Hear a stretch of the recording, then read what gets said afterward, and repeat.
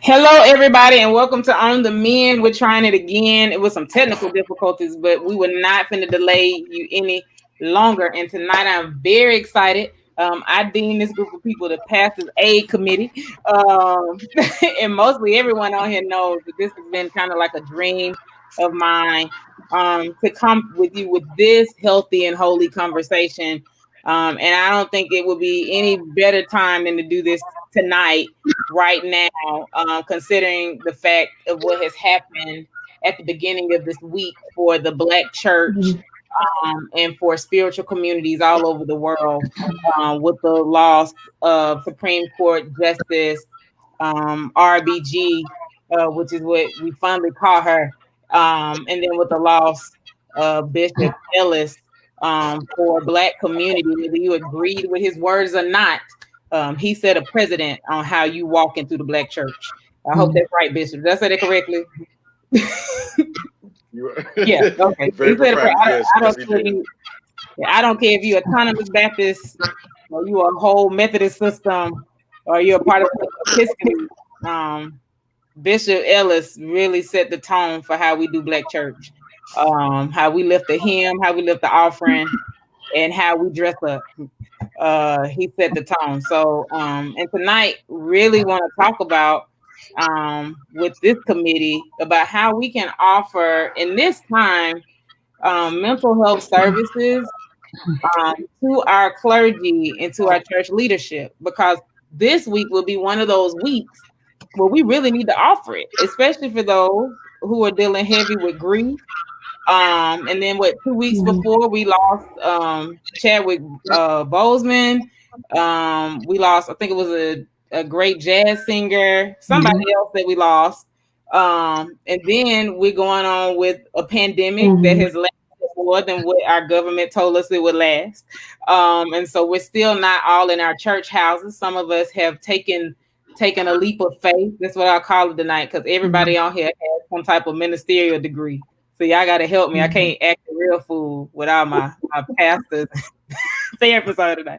But y'all, some of us have taken that leap of faith to go back into the church house. Some of us have taken a leap of faith to even offer that we're not going to social distance in the church house. So however you may see it. And then, we're dealing with the 400-year-old pandemic that the Black church was birthed out of. Can I be honest about that for anybody who knows it? The Bush Harbor, if you have been to any Black seminary or divinity school, you had to learn about that. But the Black church was birthed out of this space of slavery. And so it's still going on. But the church, tonight we're going to see, and I want to ask everybody on the panel, about it, but has the church really responded to this resurgence of civil rights for African Americans or Black people?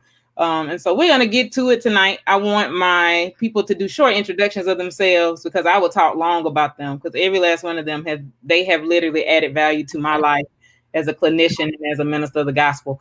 And so we're going to start with Dr. Paula. She's my ace in some of this stuff. Good evening, everyone. My name is Dr. Paula Langford. I am the director of the Healing Institute of Baltimore, where we are healing Baltimore and beyond. And I have to say that I'm really thankful to be on the panel tonight.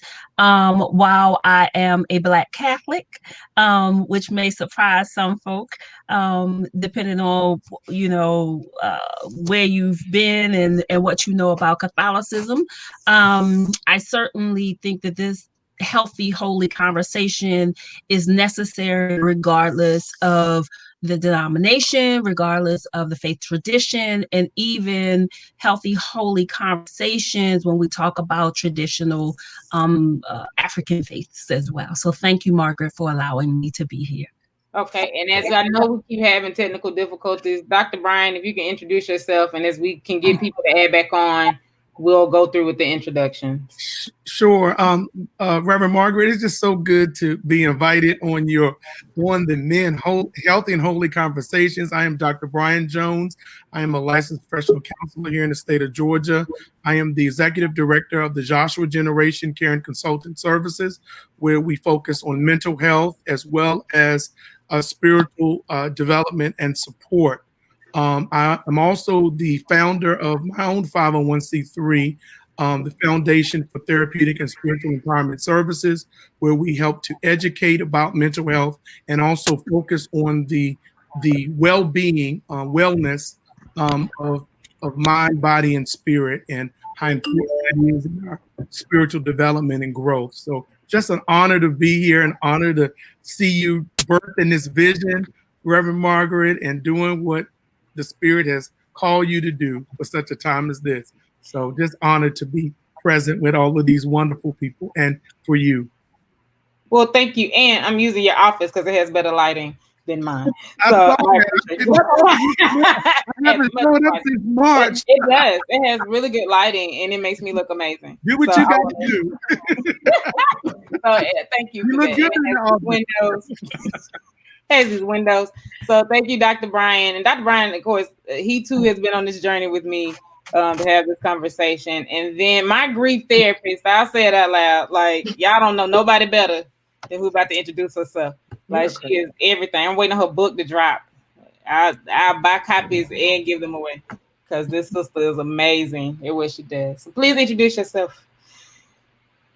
Well, I mean, I feel empowered after that, just after that little piece and a little bit of pressure too. I'll start that book immediately. So my name is Erin Jones. I'm an LCSW here in the state of Georgia. Margaret and I are lifelong friends, like lifelong from daycare all the way up. So to be her colleague and to be on this platform and to have this opportunity, I'm very humble. My niche, as she said already, is grief and loss. I have over a decade of experience in hospice as a social worker. And also I started my own mental health initiative called Epiphany Concepts and Consulting. And through that, we've also birthed a support group called Onward that's free to the public in this area. And if you can get here, you can come for sure. But just helping people understand grief, not just only from the bereaved, as a bereaved person, losing someone that you that you love, but also just grieving ideals, grieving what's going on in the nation right now. I think there is a big collective grief that goes really across religion, it goes across race, just in all the adaptations we've had to make for COVID-19. So I'm honored to be here tonight. I'm excited to hear what the other panelists, I've already been excited just to hear what they do, and I'm looking forward to a healthy and holy conversation. All right, you guys, and I have Dr. Parks. I'm going to say that. I'm going to honor her tonight. But if she could do her introduction for us. And I don't know if she's frozen. It's frozen. So we'll move on to Bishop Mabry. Please introduce yourself. He too has walked and heard me talk about this probably for 10 years almost. With my complaints about the church and mental health. So Bishop Mabry, please introduce yourself.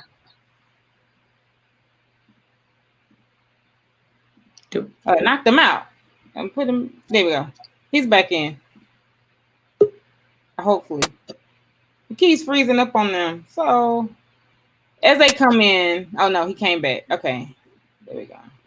Dr. Mabry, Dr. Bishop, Doctor. Can you hear us? Can you hear me now? Yes, we can. All right. So if you can introduce yourself. Technology is a fickle beast tonight. Good evening, everybody. As I said, the church protocol being established. My name is Marshall Mabry. I am an educator as well as a minister. As Reverend Conley said, a bishop in the Lord's Church, member of the Joint College of Bishops, and I'm glad to be on tonight. I am also a former educator.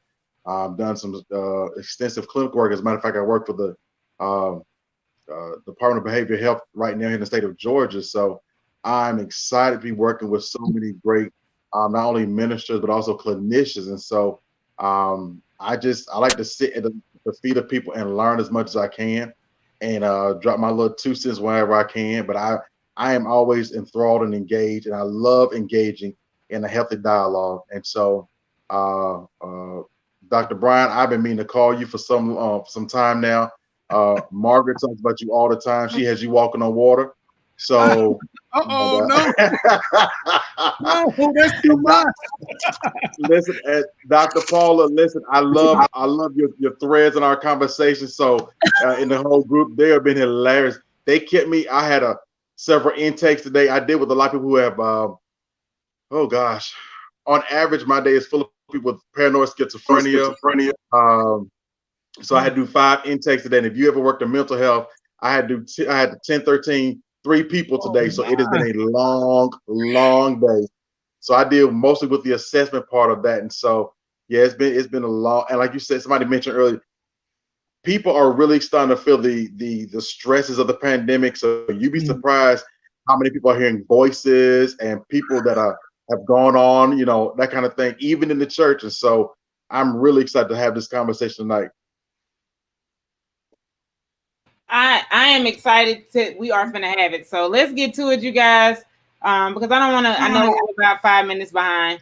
But tonight, I want to talk about how we can aid pastors in church leadership, and how we can assist in that. And again, we, in the last 8 months, we have experienced so much. I don't even know how to define it. Am I right on the 8 months? It's been almost 8 months, right? So it's the end of September. Right. And I can't tell you with the Black church. First of all, the Black church is phenomenal. I won't ever forget what Dr. Love Henry Wiltshire said to us. The Black church is the only church I know that will take people, any person with any discretion, and love on them. I don't know another church, and it's still that way to me. But this is a pandemic. Like, this isn't just like us versus 45 or any race. I mean, this is literally like a pandemic where everybody lost their mind. And I don't know if the Black church was equipped to handle this pandemic where everybody lost their mind. Like, I mean, people are literally getting shot for walking away from people. Like, I'm just going to shoot you, and then maybe you'll listen to me. I mean, you have people killing their children because they really don't know where they're going to get food. So I'm going to kill my kids and me. You have people who are literally like they're just doing everything. And the sad part is some of these people are pastors in church leadership. Like, it isn't just the random folks that are the everyday sinner, but it's the good folks in the pulpit that are losing their mind, literally down to, because they don't know how they're going to feed themselves, or they don't know how they're going to make payments. because their only job probably was pulpit work. So first, I want to talk about how we can assist. We can provide access to assistance. And if we move around, what does that look like? For one, access, because sometimes it's shameful for Black pastors, as over time we have built this office of the Black pastor, and I purposely called it that, to be one that's almost kingdomish, because we refer to what we do as we're serving the kingdom of God. So it's almost as if we have a king in a high space that speaks over us good words of joy to push us to the next week. So how do we access them, and then how do we provide the access once they're accessed? So I want to start with Aaron, because I feel like there's a grief piece with our pastors right now, realizing their humanity in this pandemic. Yeah, them realizing their humanity, their parishioners realizing their humanity, and like I said before, just grieving ideals and things that how we thought things are supposed to be and how it's supposed to go, and those kind of things. Like, nothing is the same. Like, not really.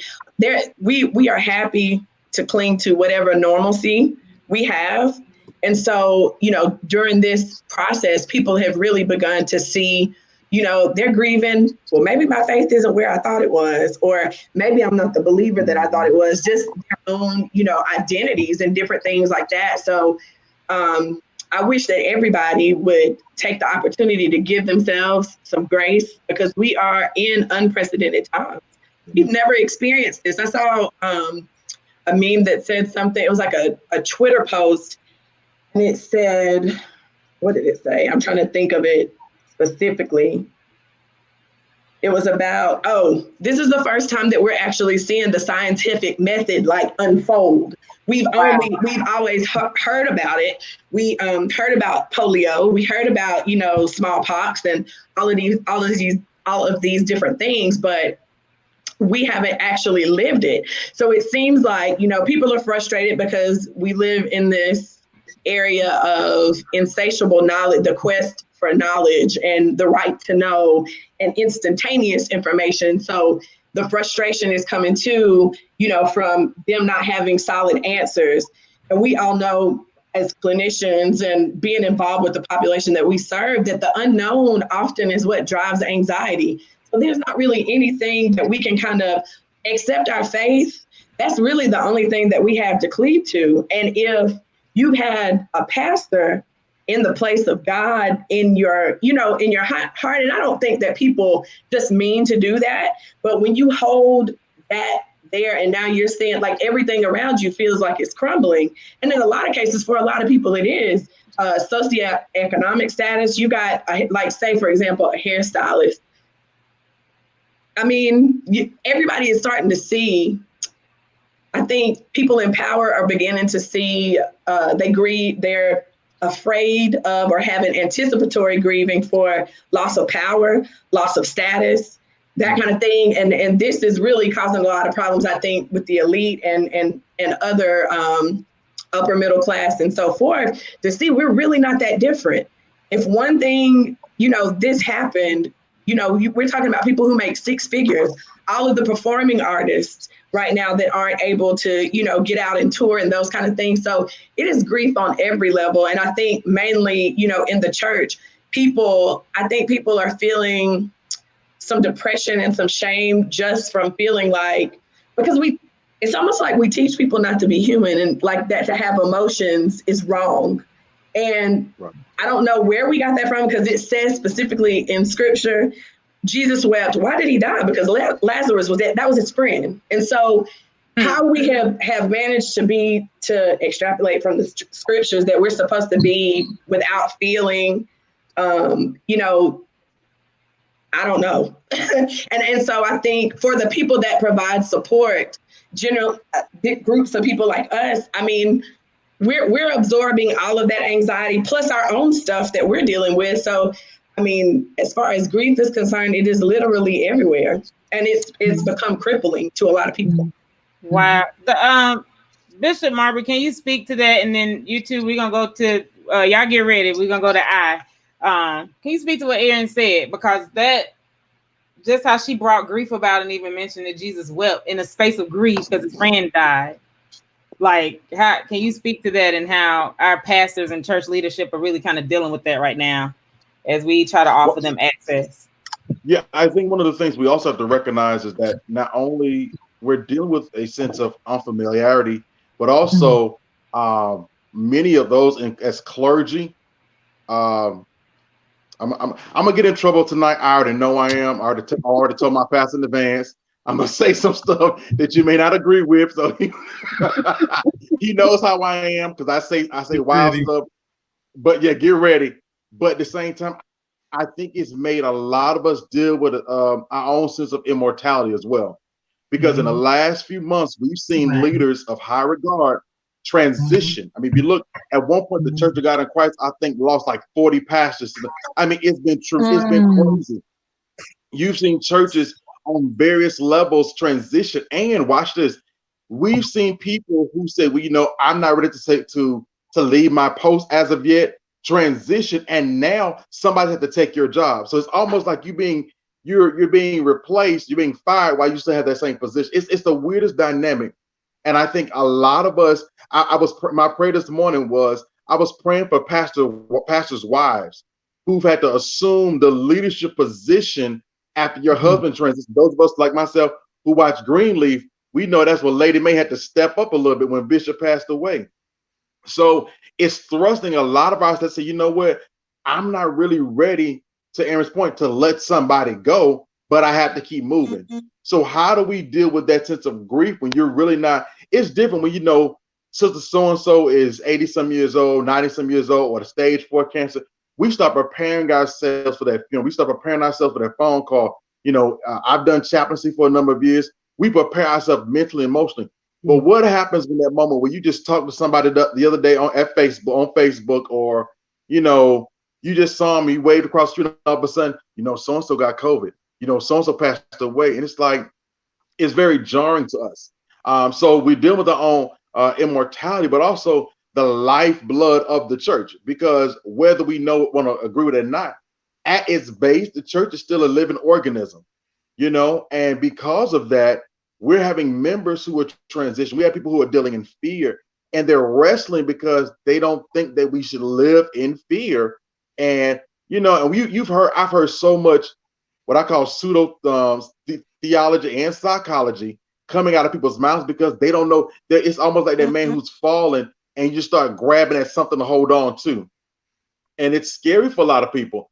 And that's why you have those who are going back into the church, not because they want to, but because they have to. They understand from a business perspective, Brian, they have no savings. So if I keep my church closed too much longer, we won't have a profit. We won't meet budget, that kind of thing. And so it's one of those things, I think, grieving emotionally. What does my church look like? Something I realized, my church, we do virtual services, and we do a first Sunday service. I've come to realize some people just miss seeing each other. I was offended. I was personally offended when the governor said that churches aren't essential. That bothered me to my core, because we all know as African Americans, for us, the church, the barbershop or the beauty salon, like those were our place of commonality. That's what we came to talk to people. That's what we came to grow. Every Black woman I know they can still have an emotional or physical scar of being burned on their head or their ear, on the back of their neck, from somebody, that press and curl situation. That was our place, our space, to use Reverend Conley's term. So, we're still grieving because that place we had the chance to go to get a kind word, to get a hug from somebody, it's not there anymore. So now people are saying, well, what do I do? And you're sitting at home. Most of us, I'm gonna talk about me for a second. I know I've gained weight. Mine is emotional weight because I miss being around my members. I miss doing certain things. And so we're wrestling in like you said, unparalleled times, because we don't know how to move forward, but we need some help. And unfortunately, the Black church has a stigma of telling people to see a therapist or psychologist. And I cringe every time I hear this song on the radio. Long as I got King Jesus, I don't need nobody else. That bothers me to my core. So y'all, like I said, I already told my pastor in advance, I'm gonna say some stuff tonight. So if I get silent, y'all know why. Because we're creating a false sense of, it goes against scripture when it says, forsake not the assembly of the brethren. But you're telling people, as long as I got King Jesus. And so now you're sitting at home praying and talking to the Lord, and if you're not careful, I think it will push you into a level of psychosis where you think you're talking to the Lord. You start hearing voices back. I dealt with that just 2 days ago on Friday. Somebody says, "Oh, I've been talking to the Lord," and I said, "Oh, well, what did he say?" I mean, you have to, because people are starting to have these moments where you need somebody to pour back into you, because the persons that we're doing it, they're basically have gone derelict on their duties. And so I talk to pastors all the time. They don't know what to do. I mean, pastors saying, man, I want to go back to my building because I love being in my pulpit. And for me, the struggle is, well, for me and for others, how do you still have that level of authority when you're not in your pulpit? Is your pulpit the only place where you're actually heard? I was always taught that you should be churchmen. Bishop Ellis always taught us, your collar is a sign of those that you were arrested to. You were a yokeman. The chain in your pocket is that you were part of the chain gang. You're not just powerful once you get in the pulpit with a mic behind you. I mean, if you can't garnished authority outside the church, then I want to look at your paperwork again. I'm sorry. I'm gonna stop before I get in trouble. So Marshall, I'm gonna be so soon. disrespectful. Marshall just led us into our next point. Marshall has come for the people tonight. I think your pastor will be proud with those questions. I think your congregation will be proud because at the end of the day, I love how you said this chain gang part, because we're talking about access to assistance. Yeah. But if you don't allow the assistance to come and access you, then I really do want to know about what are you chained to, because I don't know if it's to your congregation. And I say that because, you know, we go back to scriptural reference, but I want to say it just like this. Like, you know, we see people and we call them the angel. When we go to Revelation and we say it's the angel of the house. But can I be honest with you? If you sit in a seat of leadership at your church, you are called to the people. So you notice Jesus kept going back to the people. Like, it wasn't Jesus is here. And when Jesus needed a break, it literally said Jesus stole away, which means he went on vacation. That's how I read that. So, but when Jesus was with the people, it was 5,000 men that were hungry, that did not count women and children. And Jesus had to figure out how to feed them. It was not like, oh, but in that, Jesus had to pull back. Y'all notice he pulled back with the little boy. Go read the text. And he blessed it. I think in that moment, it was like, let me figure this out. He took some time. Pull back. So pastors, I mean, he knew Jesus in flesh wasn't gonna be able to do it.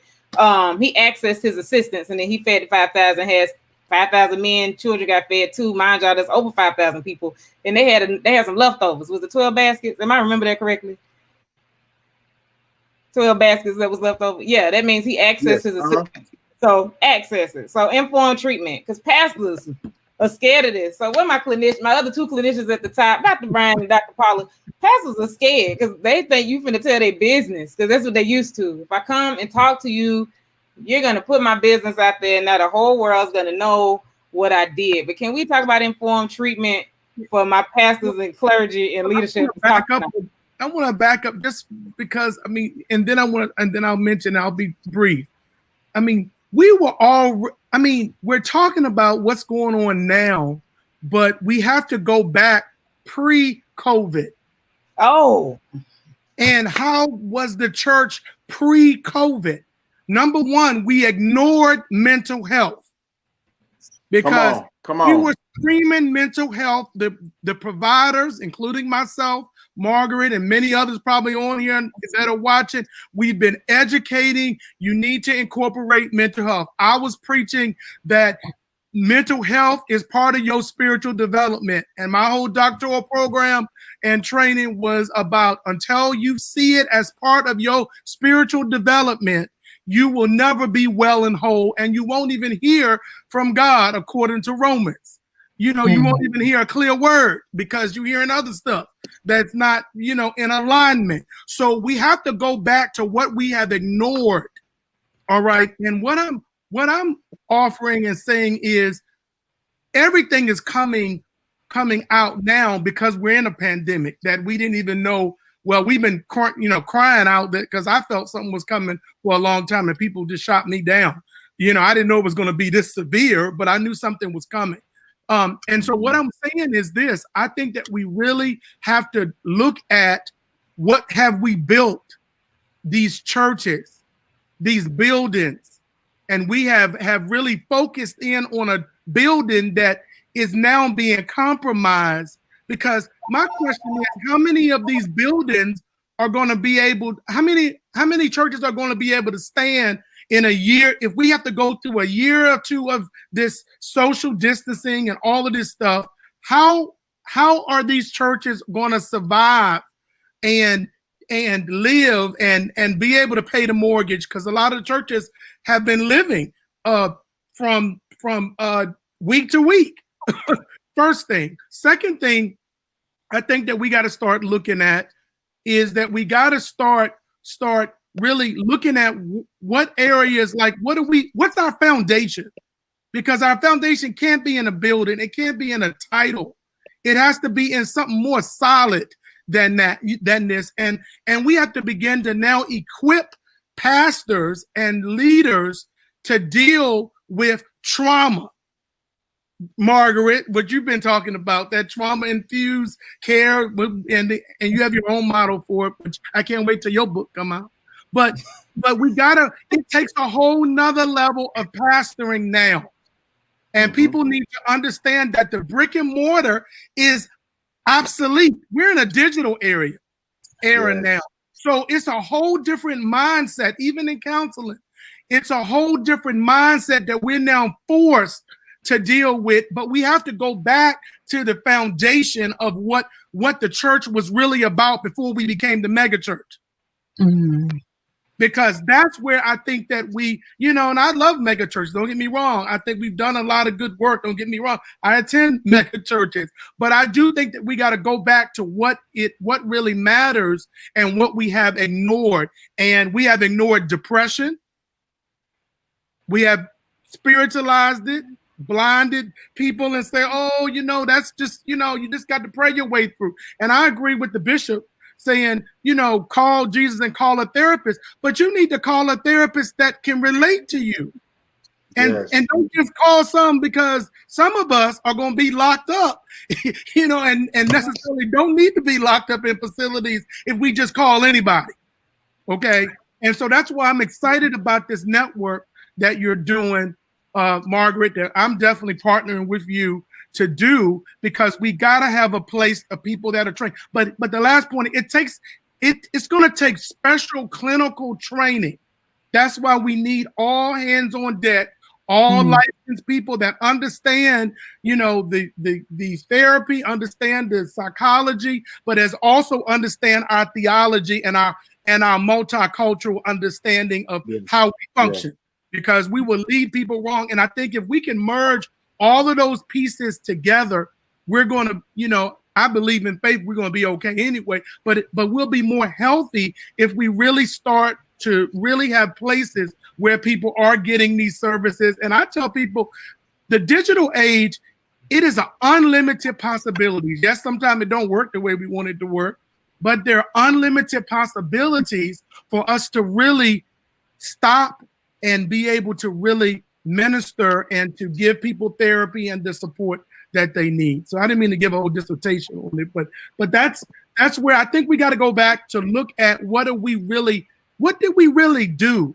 Did we build houses for our own selves, or did we really build those for God in some ways? Because the churches, and if you look at church dynamics, most of these churches have not been filled in years. You got a mega church, but not even half the congregation, the seats are not being filled. So that's saying something. And now you have a digital age. And so these pastors are going to be looking for ways to live and to exist and to make money, because, you got to live with money. And I think clinical training, you got to get trained on how to pastor people in a pandemic. Now, watch the words. I want to put that out because that may be my book. So what I'm hearing, Dr. Brian, is informed treatment is one. We need to learn what that is before we try to start offering treatment in particular spaces. So Dr. Paula, can you dig deeper into that as we move forward? Absolutely. So I'm going to go back even further. We need to look at the impact of the Mayafa, the slave trade, on Africans and African Americans who have come to this country, who continue to vibrate on a cellular level the trauma that we experienced. We miss that part. And so a lot of what we have gone through is we have come through broken vessels and asked them not to leak. That's what we have done. And when we look at the epigenetics and how we are overweight, we are depressed, we're not even in a country that we are supposed to be in because of the sunlight, because of our own genetic makeup. And we miss the part that God does the best. And that is he gave us this wonderful thing called a brain. But it is not the events, but the emotions connected to the events that we forget to even take into consideration when we're treating people. When you talk about informed treatment, it is not just sitting on a couch talking to you but it is also incorporating those spiritual components in that therapy practice. When I can have a person sit in front of me and I say, let's brain spot. So brain spot is a new, relatively 15-year-old modality. Let's brain spot or God spot and find out what your issues are with God that hinders you from seeking treatment. Because the thing about it is we have all of this trauma locked in the subconscious mind, and we say that that is of the devil. Well, he created a brain so that it's fight, flight, or freeze. And right now we are frozen.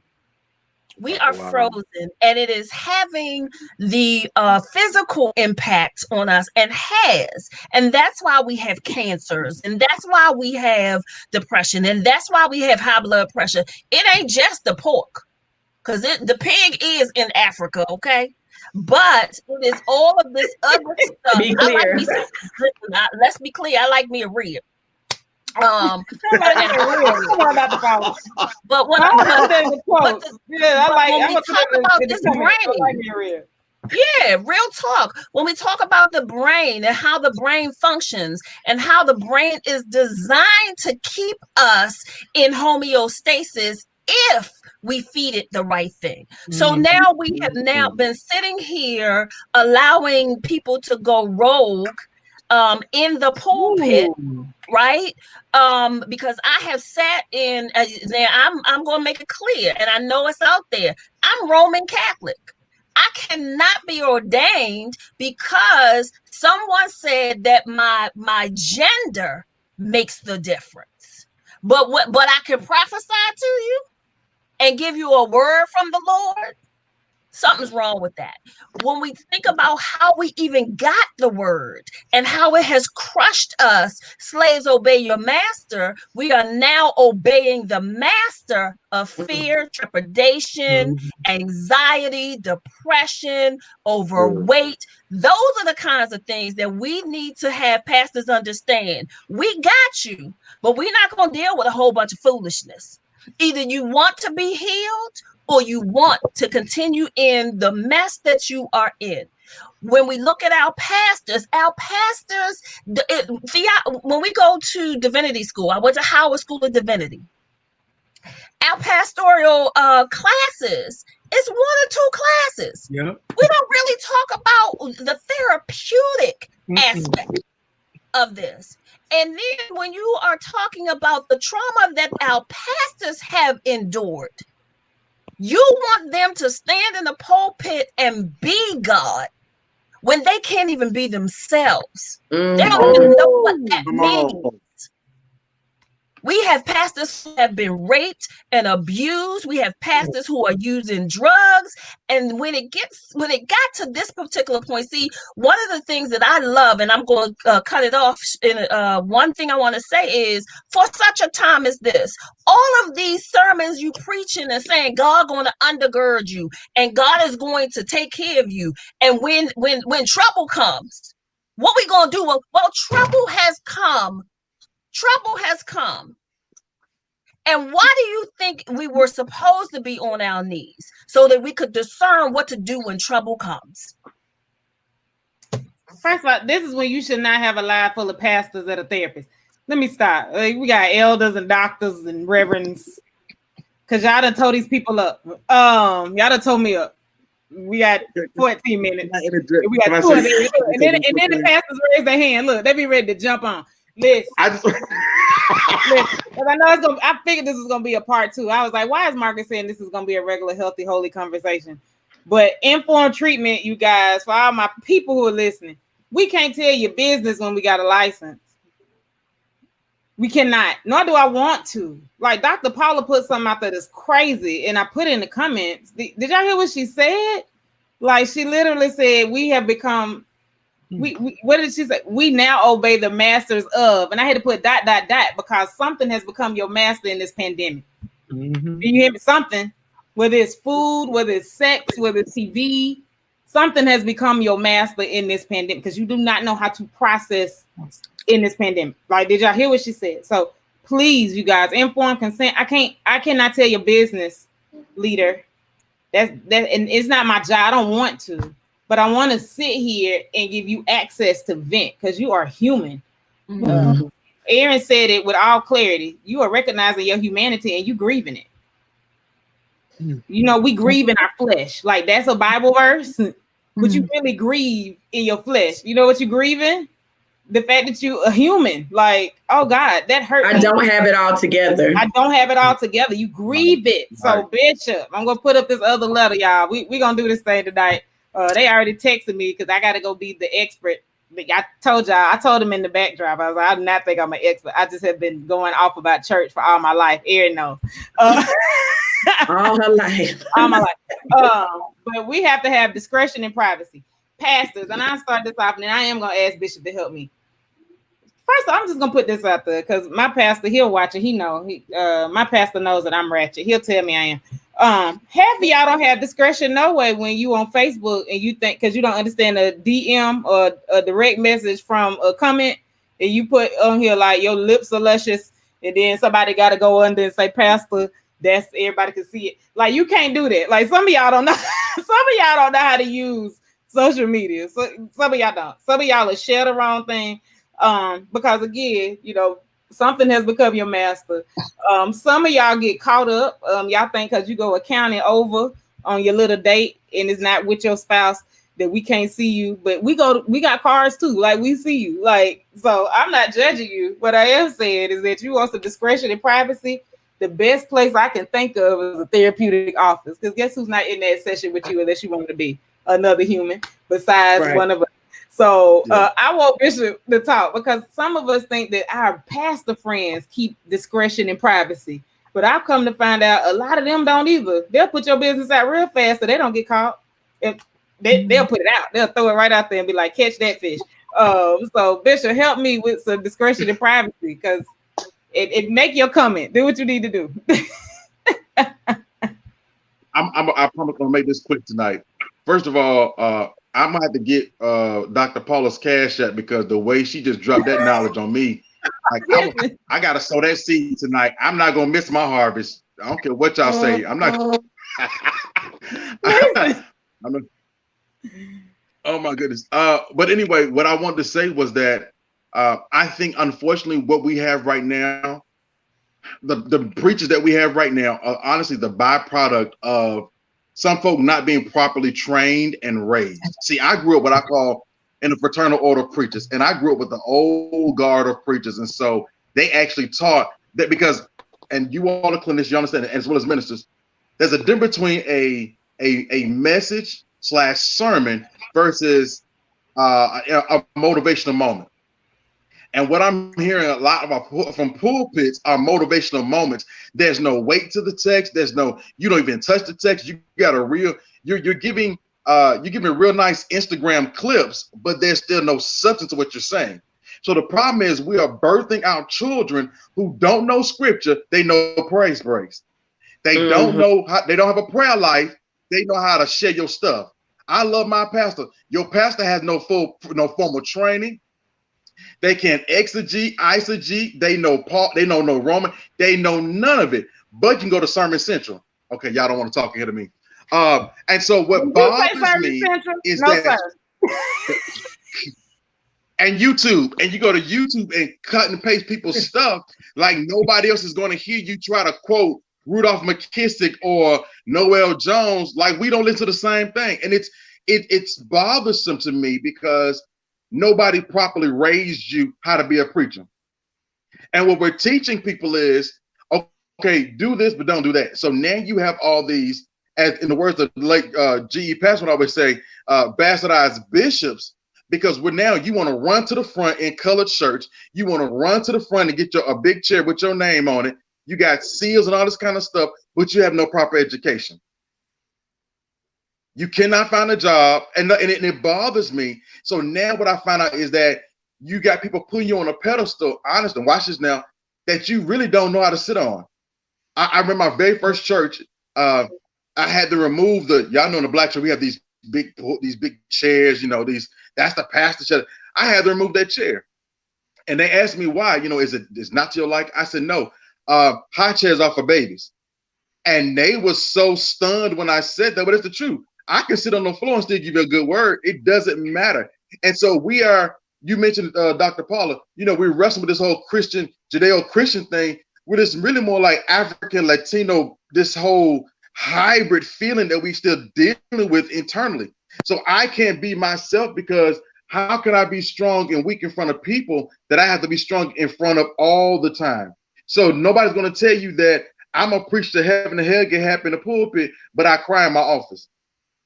Or I'm emotionally, I'm so frustrated that I really want to walk away from my church, but I like the salary or the lifestyle they afford me. Nobody's going to tell you. So what you end up doing is you stay too long. Come on. Some of us know people who stay too long in the pulpit. You stay too long, or you cause other people trauma, because now you're so frustrated that you start bleeding on the sheep. So instead of you getting therapy, you start fussing at folks from the pulpit. And Bishop, if I can just add. I know I'm not the only one that's saying that. And it's very uncomfortable to see, because they talk about somebody. Everybody's like, ooh, Pastor on one today. He's mad. She's mad. But they don't have the proper space and place to say, listen, let me take this collar off. I don't want to deal with a title. Let me just be me. Me has some issues that need addressing. So what do you do? So Aaron, I want you to comment to him, because I know this, and I know some people like this is not sticking with AIDS, but it absolutely is, because what has happened is just what Bishop said. Like, we're bleeding on the sheep because we don't understand that there are safe spaces for everyone to go, where people have been properly trained. Even Dr. Paula said, we take like 2 classes in pastoral care, but I went to the ITC. So I majored in pastoral care. So some people have majored in this stuff. Dr. Brian, he has an entire doctorate focusing on your mental health in the pulpit. Like, you have some clinicians, Dr. Paula literally focuses on mental health in Catholic spaces for women. Like, you have so many people that literally went back and did their training that can help you, that absolutely understand your walk with Christ. They get it. They understand that you are human. They understand when you weep. They understand, and they want you to say that. And so here's this space to set up for discretion and privacy, but we're afraid of it. That's what Bishop is saying. So I'd rather bleed on you than to go get a Band-Aid that will allow for enough air and enough ointment to create a scab so that I can preach about my scar versus bleeding on you. So Aaron, give what you finna say. Go ahead. Okay. I'm sorry. I was just going to say, to Bishop's point, and to Dr. Paula as well, just not even have they not been raised up in the ministry, they had trauma from home. Just that alone. The fathering, some don't know how to father because they weren't properly fathered in the natural. So, to get to these positions, they grew up in homes where they didn't know how to de-escalate themselves and emotionally regulate. They grew up in violent spaces, or they grew up in whatever. And what you have a lot of times is, a lot of people that get saved and then they don't really deal with those issues, and they're trying to change these behaviors without any level of support, not understanding that falling back and that's a part of you recovering. Like, you're going to go back to your old ways sometimes, and, things like that. And so, it's just disheartening, because I know pastors, because they didn't have a safe space, committed suicide, and just so many different things. And then what that does to a congregation. So just on all levels, raising your, like what you were talking about pre-COVID, and when you said go all the way back, to the slave trade, foundation is everything, because if there's a crack there, nothing's going to be able to be built on it. And so that's, I think, what we're seeing just a lot of amongst, the body of Christ, globally, and even in how we're relating across race, with all of these other things. It's so much. We can talk all night, literally. It is so much. And I feel like it's going to be a part 2. Actually, sometimes when people do part 2s to their lives, they get a whole different group of people. But I actually want you guys to come back, and I would like Dr. Parks to be on, because her knowledge is like crazy. I've been sitting in a Gamblers Anonymous training for clergy and leadership, and like her knowledge, oh my God, I don't even know. So her technology wouldn't let her be on today. So I really want to ask you guys to come back. I'm going to mention the E. I'm going to flash so people can drop to everybody, Dr. Paula, Dr. Brian, Bishop, Aaron, because y'all all need to get some cash and some coins, because y'all out here throwing out article information, biblical information, heart information. Y'all giving of yourselves tonight. But this last one, I want to sit on it for just a moment. I let my other group know I was going to be behind, because this one is what Aaron really took our pivot for us tonight. And this is engagement into an internal system and personal humanity.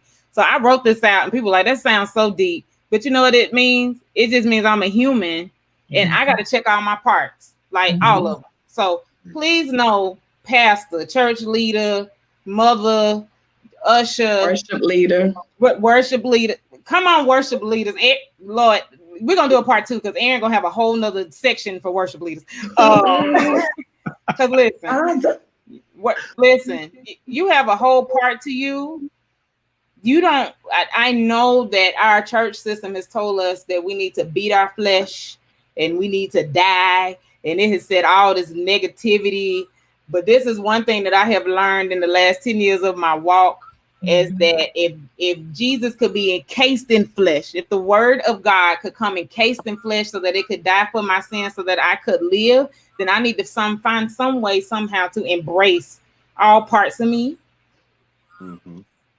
Embrace all parts of me. Don't demonize the parts that I think are bad. And this is where things get really ugly, because I'm demonizing the parts I think are bad so that I can shine the parts that are good. But guess what you do when you demonize? In our clinical world, we say we pack them down. And then guess what you do? They explode one day. They explode at church. They explode.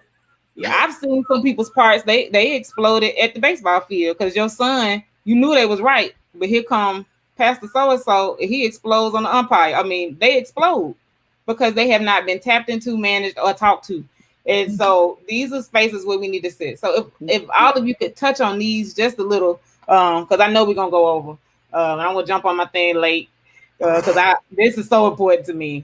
What happens when we don't engage all of our parts?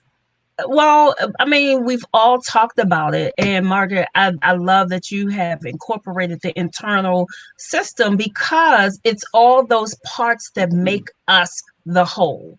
And so when we look at who is really standing before us, who is really coming into the therapy room? Is it the pastor part that's coming in?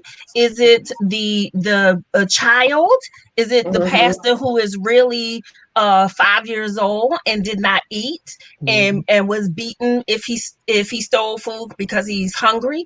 Is it the 17-year-old who was sexually abused by their mother and so now they're seeing some the trauma is coming out in their relationship or relationships with congregants?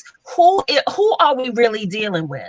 And when you talk about having the access to those therapy rooms, bring all your parts so that we can find out who and help you. Not that we tell you what to do. That is not what therapy is for. But we can have all those parts come into the room so we can find out who is managing who and who is exiling who, because sometimes your exile is really the one who is keeping you safe. So I think that when we talk about our humanity, we push, that is a part of us that we constantly push down, but not only our humanity, but our Blackness, our Africanness, our womanness. All those are parts of us who make us who God can utilize. So, when we talk about the internal system, who really is controlling you? That's good. I just want to add, and I mean, I agree with 100%. I hate to even go behind that word. But I also want to say that we, y'all were talking about explosions and things happening, and we got to prepare our minds now and come up with a strategic plan. because we're going to have explosions and things are not, we haven't seen nothing yet. I mean, we're just at the beginning of this pandemic, and we have not seen the full effects of what this is going to do and have done. I mean, because people are just trying to still feel their way, but give it a year or two. That's why we got to have places that, Margaret, that you've been talking about, that pastors and leaders and ministers can go, because, you know, the story and the narrative is it's not going to get any better. I mean, we may deal with COVID, but we got a lot of trauma and pre-COVID trauma and slavery trauma and everything else as African Americans and Black people and brown people that it's going to explode, you know. But the thing is, we can be preventative and we can get, and what I want to encourage people out there is, don't wait till you have a meltdown, a breakdown before you get help. Because some people are just on the edge right now. They just like, I don't know, I'm feeling a little different, but I mean, it may not be that bad. They minimize their humanness. And what I want to say to them is that don't wait until you have a meltdown or breakdown, because you know you headed there. Get the help now and the support you need now before that happens. Because it's going to happen to some people. We haven't seen anything yet, and we got to be ready. And I don't participate in anything that, ask my clients to participate in anything that I don't participate in. So I do my own work. I do my brain spotting. I do my own therapeutic work. So I want you to know that just like you are human, I'm human as well. And I need that support. So, and I'm going to ask the Aaron, go ahead and give your last words, because I'm going to reconvene this Pastors Aid Committee at a later time. I'll see when they all have time. Because Aaron brought us something. She made me want to, if I could throw my shoe at her through the camera, I would, when she said worship leaders. Because I promise you, we forget about our worship team. We literally think they sing real great and they live holy lives, and they over there bleeding in the corner after the song. Like, we literally don't check on them. And we act like they do. We do not. When I say we think, either we think they're there to get money, but that's the part that really, I'm saying, that pisses me off. Like, we really think our worshipers are over there like, oh, they just here because they getting a check. No, they're not. Do you know how much they really make? Like, you let me know if you can feed your children on $100 a week and get back with me. Aaron, I'm gonna let you talk because I'm not a worship leader, but I know I don't work in the back office at the church. Well,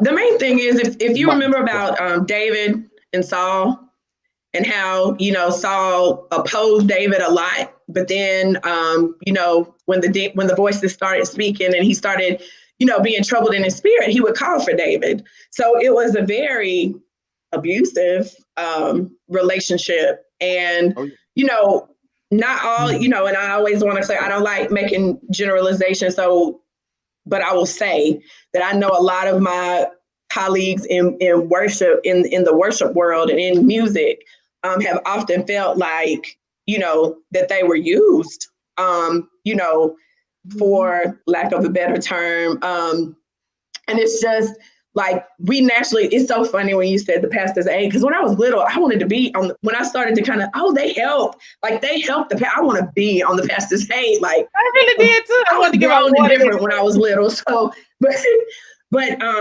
you know, to be able, and a worship leader is in it is part of the Pastors Aid, because we go out before the preach word comes to set an atmosphere so that it can enter in and be received. And, you know, it is a hard position.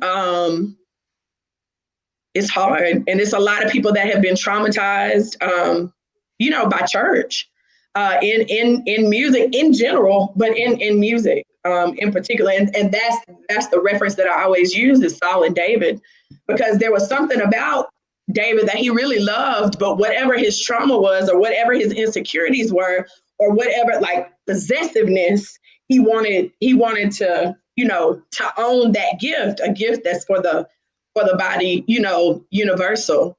And that's, I think sometimes, you know, I think that's forgotten, that the gifts, all of the gifts that we possess, they belong to God. They don't belong to a congregation or, you know, anything like that. And God I mean, music in and of itself is so universal. It can go anywhere. It goes down into your, I think I heard someone say, I was watching another podcast of great musicians. It was drummers. And it was Calvin Rogers, and it was the gentleman, I cannot remember his name. He played for Prince. And there was some research that stated that even at a cellular level, like, which is why we're connected to the drum and why we're connected to the things, like music creates that, within us. So it's very, very powerful. I mean, the whole Lucifer thing, you know what I'm saying? Like it's a very powerful thing. So, my prayer is that we all get healed so we don't continue to perpetuate all of this pain, because it's a lot of people that say they ain't never coming back to church. They have no desire. They feel no conviction about it. They're like, if I get victimized like that in the church, why go? I can go out here and be in the streets and do what I want to do. And that's offensive to me as a believer. I would never, want somebody to feel safer on the streets than with other believers. And it's just, we're perpetuating those wounds. You got people in position that crave that position because they weren't affirmed when they were little, and all of that stuff, it matters. It governs everything that you do in your life. It governs how you parent. It governs you in relationships. It governs you on your job. If you have to be submissive and you have a problem with submitting to authority, it's so much, and it is all encompassing, and it'll affect you in so many different ways. So I look forward to coming back and doing just a little more study on the music piece. I'm in the process of receiving a 501c3 for a nonprofit called Music and the Mental, where we're like hooking children up with musicians. It's kind of like a twofold thing. So because of the pandemic, not a lot of musicians are working. So it's a good way we're gaining funding to pay for lessons for these kids, but we're paying these musicians that are out of work. And that way, and we're also, fostering gifts in kids that have like non-traditional intelligences, like musical intelligence, kinesthetic intelligence, and things like that. So it's a big connection. Can you put that in the comments on Facebook too? Because I know people want to support, and we will speak to that, because I think we can do like a whole thing, about, especially when it comes to income and pastors. So tonight I thought we could do it, but this was an introduction to this conversation. People loved it. So put that in, and we're definitely going to come back and speak to that. Okay. Your last words, and then I'm going to take us out and talk a little bit about Pastor's Aid Committee, and I'm going to let us go home of what the Pastor's Aid really is. Dr. Brian alluded to it, but Bishop, take us where we need to go, and then I'm going to let the people go home. Well, I've enjoyed myself immensely, and I'm coming back whenever y'all tell me to. Aaron said something that just really hit my spirit, and I don't even know if you know what you said when you talking about just how we misuse those in that worship capacity. And the first thing I thought about was pimping the minstrels, because I was going to say that. So I'm glad you said it as a bishop. I'm glad you said it. Okay. Look at this. My bishop still get me in trouble too, so I understand. But we throw people out there, and I'm gonna say something. I know it sounds crazy, but I'm gonna say this is the truth. My God, honest truth. The Margaret knows it. My divorce saved my life, and I know people think like that's really crazy. Me getting divorced saved my life. I've been preaching 23 years, y'all. I've been pastoring 13. I realized I was pastoring and unhappy every single Sunday. I was doing it because people said it's the right time to do it. I was doing it and allowing people to push me to do stuff, to say things, because I was making people happy. It's about that time. When I finally got divorced, watch this, I liked myself again. I learned to like myself, to love myself. I learned to look in the I learned how to go back to enjoying going to movies again.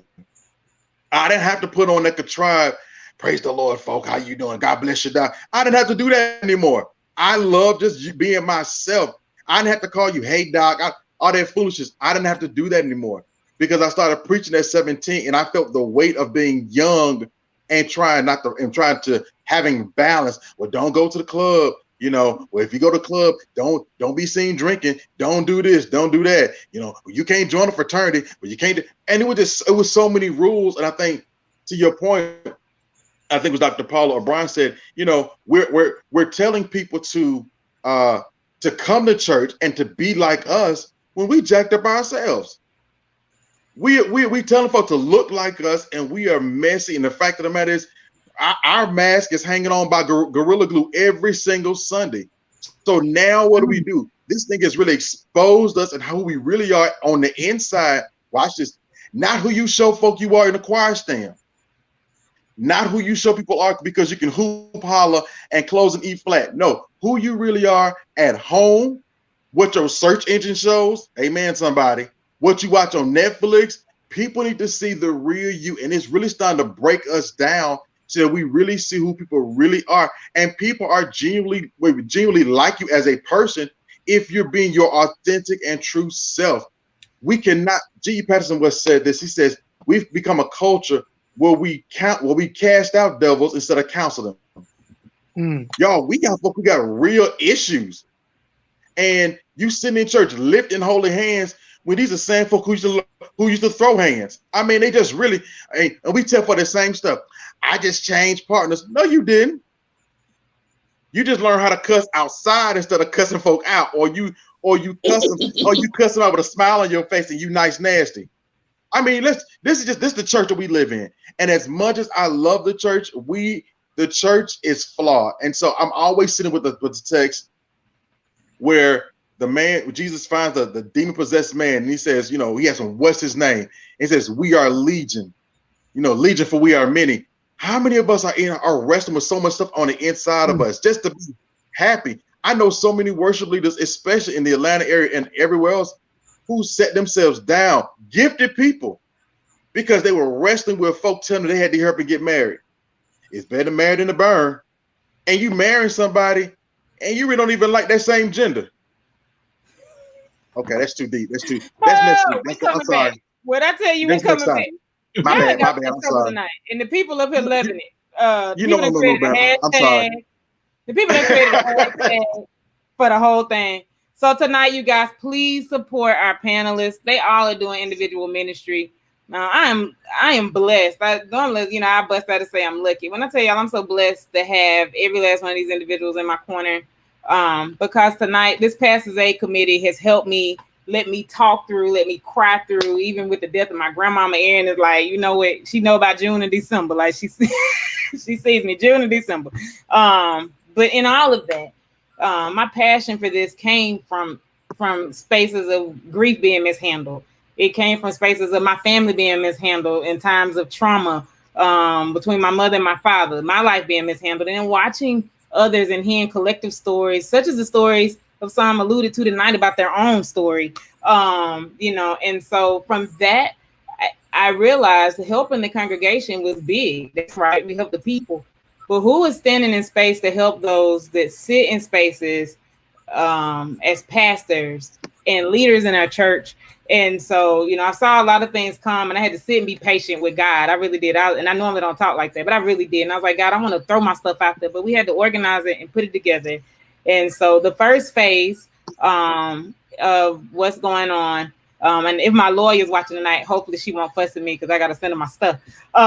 Because it's working. But we are forming a collective. And so for anyone who's watching, that literally specializes, please hear me, specializes in working with and understands how to work with clergy and church leadership, we're forming a collective of therapists that will be accessible to our Black clergy and our Black church leadership in the form of a network so that they can get assistance. This pastoral care network literally is for those who have specialized. So that means you have an understanding of what it looks like in the backdrop of the church. You got a degree that lets you be a therapist. Hear me when I say it. It lets you be a therapist. Not you got a license number. You can I can go to the state, look up your license number, and bam. And then you have specialized training, which means for Erin, I throw it out. Erin is an LCSW, but she has specialized training in grief care because she works at a hospice as a licensed clinical social worker. Y'all know how many years of grief training she's had. So if Aaron was to be referred to someone as a pastor or a leader and it came to grief, I would pull on Aaron and I would say, Aaron, this person probably needs you. So the other part of this, pastors, is I know sometimes in church, we look for that handout moment. This is not the time. If you really care about what you care about, then you'll put your money on it. You hear me? You'll put your funds on it. What that means, if you care about your health, your mental health is just as important and just as vital as your physical health. And so you'll seek it out. So I'm asking this of you tonight. If you guys can send me a message, I am going to put up